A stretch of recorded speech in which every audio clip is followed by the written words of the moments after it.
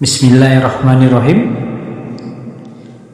Kisah sahabat Nabi bernama Abu Dzar Al-Ghifari. Jundub bin Al-Junadah. Bumi tidak pernah mengandung dan langit tidak pernah menaungi orang yang lebih jujur dari Abu Dzar, Muhammad Rasulullah.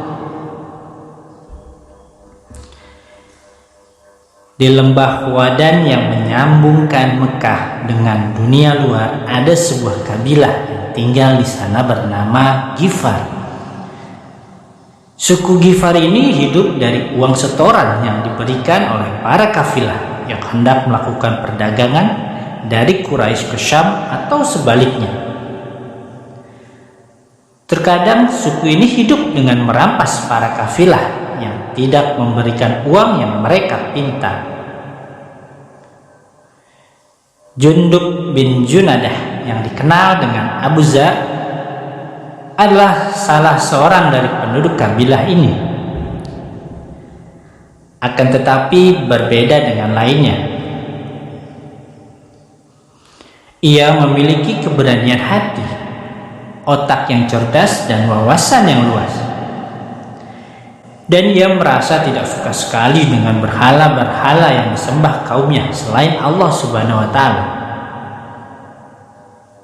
Ia menolak kerusakan agama dan akidah yang terjadi pada kebanyakan bangsa Arab. Ia mencari tahu tentang munculnya seorang nabi yang baru untuk mengisi akal manusia dan hati mereka, serta mengeluarkan manusia dari kegelapan menuju cahaya.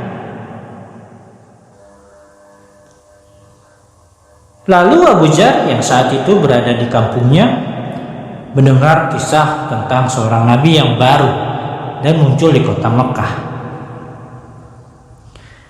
Ia lalu berkata kepada saudaranya bernama Anis, "Pergilah ke Mekah dan carilah kisah tentang orang yang mengaku nabi itu dan mengaku menerima wahyu dari langit. Dengarkanlah apa yang ia ucapkan dan sampaikanlah kepadaku." Berangkatlah Anis ke Mekah dan ia berjumpa dengan Rasulullah SAW. Ia pun mendengarkan beberapa sabda beliau. Kemudian Anis kembali ke desanya dan Abu Dzar lalu menghampirinya dengan penuh rasa ingin tahu. Ia menanyakan Anis tentang kisah Nabi yang baru dengan penasaran. Anis berkata, "Demi Allah, menurutku dia adalah seorang yang mengajak untuk memperbaiki akhlak." Ia mengucapkan beberapa kalimat yang bukan syair. Abu Dzar bertanya, "Apa pendapat orang tentang dirinya?" Anis menjawab, "Mereka menyebutnya dengan penyihir, dukun dan penyair." Abu Dzar lalu berkata, "Demi Allah, aku tidak akan merasa puas. Maukah kau menjaga keluargaku agar aku berangkat ke sana dan melihatnya dengan mata kepalaku sendiri?" Anis menjawab, "Baik, akan tetapi waspadalah terhadap penduduk Mekah." Abu Dzar mempersiapkan bekal untuk berangkat. Ia membawa tempat air kecil bersamanya.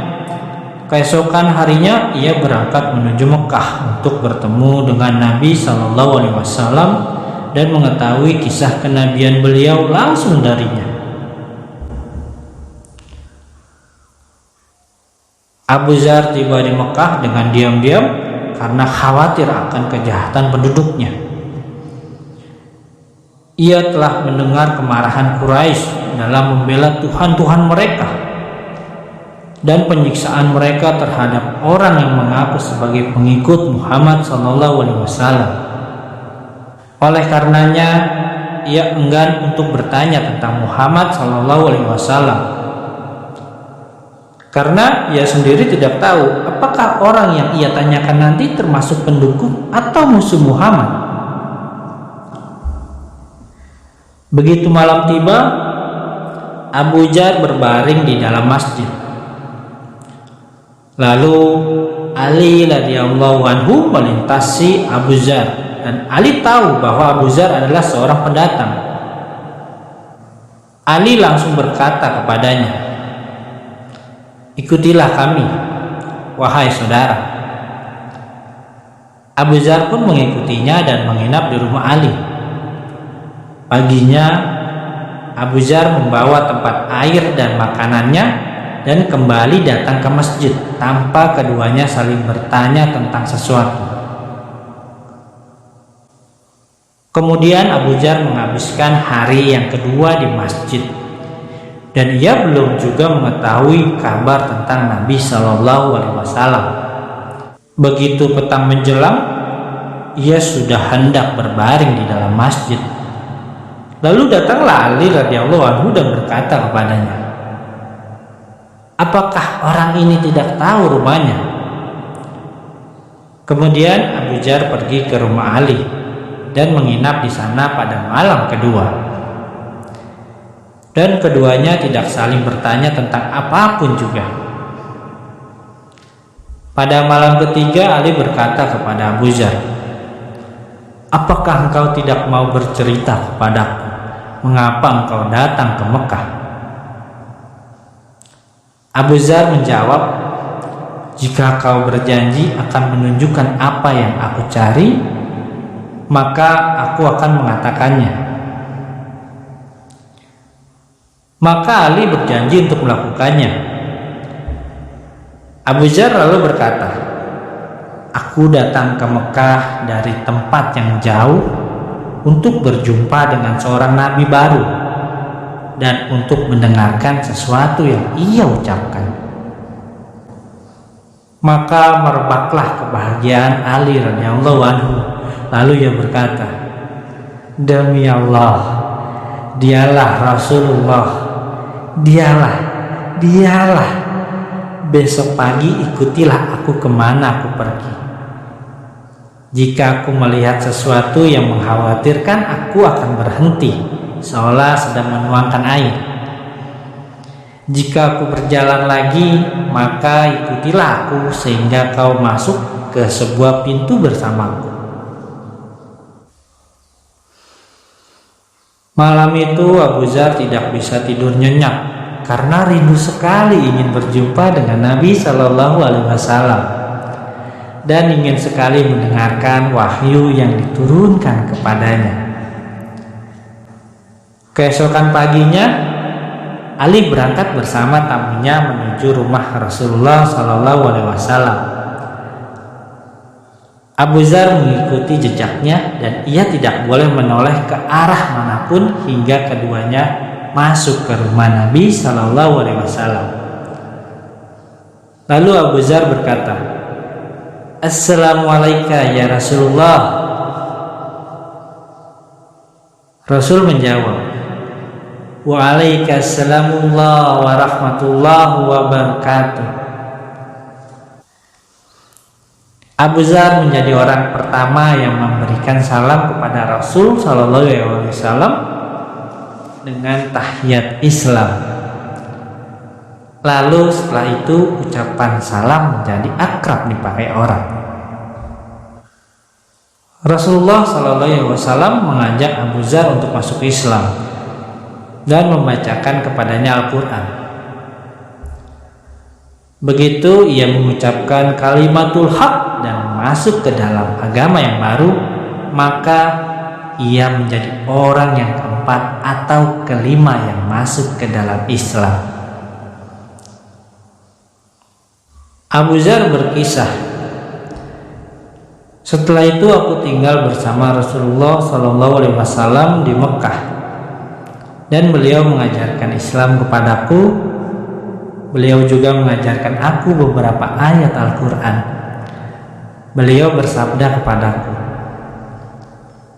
'Jangan kau beritahu siapapun tentang keislamanmu di Mekah, Aku khawatir mereka akan membunuhmu. Aku menjawab, demi zat yang jiwaku berada dalam kekuasaannya, aku tidak akan meninggalkan Mekah, sehingga aku datang ke masjid dan aku meneriakkan dakwah kebenaran di hadapan suku Quraisy. Rasul pun diam. Aku datang ke masjid dan suku Quraisy sedang duduk berbincang-bincang di sana. Aku lalu masuk ke tengah-tengah mereka. Aku berteriak dengan sekeras-kerasnya, "Wahai bangsa Quraisy, aku bersaksi bahwa tiada Tuhan selain Allah dan bahwa Muhammad adalah Rasulullah." Begitu ucapanku hinggap di telinga mereka, maka mereka semua bangun dari tempat duduknya. Mereka berkata, "Tangkaplah orang yang keluar dari agamanya ini." Mereka pun menangkapku dan memukulku hingga aku hampir mati. Lalu Abbas bin Abdul Muthalib, paman Nabi Shallallahu Alaihi Wasallam, menarikku. Ia berusaha melindungiku dari pukulan suku Quraisy. Kemudian ia berkata kepada mereka, "Celaka kalian!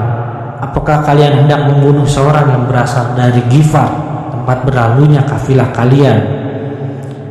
Biarkan ia bersamaku." Begitu aku siuman, aku datang menghadap Rasulullah Shallallahu Alaihi Wasallam. Saat beliau melihat apa yang aku alami, beliau bersabda, "Bukankah aku telah melarangmu agar tidak mengumumkan keislamanmu?" Aku menjawab, "Ya Rasulullah, ini merupakan keinginan hatiku dan aku telah memenuhinya." Beliau bersabda, "Kembalilah ke kaummu dan beritahukan kepada mereka apa yang telah kau lihat dan kau dengar. Ajaklah mereka kembali kepada Allah. Semoga Allah Subhanahu wa Ta'ala memberi manfaat buat mereka lewatmu dan memberimu balasan karena jasa baik yang kau lakukan kepada mereka. Jika kau mendengar bahwa aku sudah berdakwah secara terang-terangan, maka datanglah kepadaku." Abu Dzar meneruskan kisahnya, "Aku pun berangkat hingga tiba di perkampungan kaumku. Lalu saudaraku Anis menanyakan, 'Apa yang telah kau lakukan?' Aku menjawab, 'Aku telah masuk Islam dan aku telah meyakininya.' Tidak lama berselang, Allah pun melapangkan dadanya untuk menerima Islam. Ia berujar, 'Aku tidak membenci agamamu. Aku kini masuk Islam dan meyakininya juga.' Lalu kami berdua mendatangi ibu kami. Kami mengajaknya untuk masuk Islam. Ia menjawab, 'Aku tidak membenci agama kalian berdua.' Dan ia pun masuk Islam. Sejak hari itu, keluarga ini telah masuk Islam dan berdakwah di jalan Allah pada daerah Ghifar. Mereka tidak pernah merasa bosan dan putus asa, hingga banyak sekali dari penduduk Ghifar yang masuk Islam dan mendirikan sholat. Sebagian dari penduduk Ghifar mengatakan, 'Kami akan terus menjalankan agama kami hingga Rasulullah Shallallahu Alaihi Wasallam hijrah ke Madinah, maka kami akan masuk Islam.' Begitu Rasul pindah ke Madinah, mereka pun masuk Islam. Rasulullah Shallallahu Alaihi Wasallam bersabda, "Ghifar, Allah memberikan maghfirahnya kepada mereka. Ghifar telah masuk Islam dan Allah akan membuatnya senantiasa selamat." Abu Dzar tinggal di kampungnya sehingga peristiwa Badar, Uhud, dan Khandaq terlewatkan olehnya. Kemudian ia datang ke Madinah dan ia menghususkan dirinya untuk berkhidmat kepada Rasulullah SAW. Rasulullah SAW mengizinkannya dan ia begitu gembira dapat mendampingi dan melayani Rasulullah SAW. Rasulullah SAW senantiasa memberikan penghormatan dan memuliakan Abu Dzar. Beliau tidak pernah berjumpa dengannya kecuali beliau menjabat tangannya. Beliau juga senantiasa menampakkan wajah ceria di hadapan Abu Dzar. Saat Rasulullah SAW kembali ke pangkuan Tuhannya, Abu Dzar tidak sanggup lagi tinggal di Madinah Al-Munawwarah. Setelah ditinggalkan pemimpinnya dan kehilangan petunjuknya, ia pun pergi ke sebuah desa di Syam dan tinggal di sana selama pemerintahan Abu Bakar Asy-Syiddiq dan Umar Al-Faruq radhiyallahu anhu. Pada masa kekhalifahan Utsman, Abu Dzar tinggal di Damaskus mendapati kaum muslimin sudah begitu mencintai dunia dan hidup bermewah-mewahan. Hal ini membuat ia keheranan dan menolaknya. Utsman pun memintanya untuk datang ke Madinah dan ia pun datang, akan tetapi ia merasa sumpah dengan manusia yang begitu cinta dunia. Dan manusia pun menjadi benci kepadanya karena ia begitu saklek kepada mereka. Maka Utsman memerintahkannya untuk pindah ke Al-Rabzah, yaitu sebuah desa kecil yang ada di Madinah. Ia lalu berangkat ke sana dan tinggal di sana di sebuah tempat yang jauh dari keramaian manusia. Ia berjuhud dari hal yang manusia miliki, senantiasa dengan apa yang dijalankan Rasul dan kedua sahabatnya yang lebih mendahulukan akhirat daripada dunia. Suatu hari ada seseorang yang datang ke rumah Abu Dzar dan melihat ke sekeliling rumahnya. Akan tetapi ia tidak menemukan barang apapun. Orang itu bertanya, "Wahai Abu Dzar, mana perabotanmu?" Ia menjawab, "Kami memiliki rumah di sana." Maksudnya akhirat. "Kami mengirimkan perabotan kami yang baik ke sana." Orang itu pun mengerti maksud Abu Dzar dan berkata, "Akan tetapi engkau harus memiliki perabotan selagi engkau berada di sini." Maksudnya dunia. Ia menjawab, "Akan tetapi pemilik rumah ini tidak akan membiarkan kami tinggal di sini."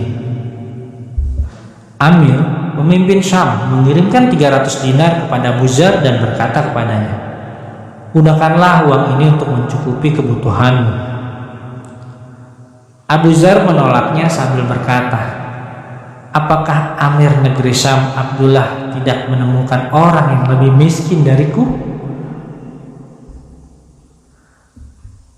Pada tahun 32 Hijriah, ajal datang menjemput sang hamba yang taat beribadah dan hidup zuhud, yang disebut oleh Rasulullah SAW sebagai bumi tidak pernah mengandung dan langit tidak pernah menaungi orang yang lebih jujur dari Abu Dzar. Wassalam.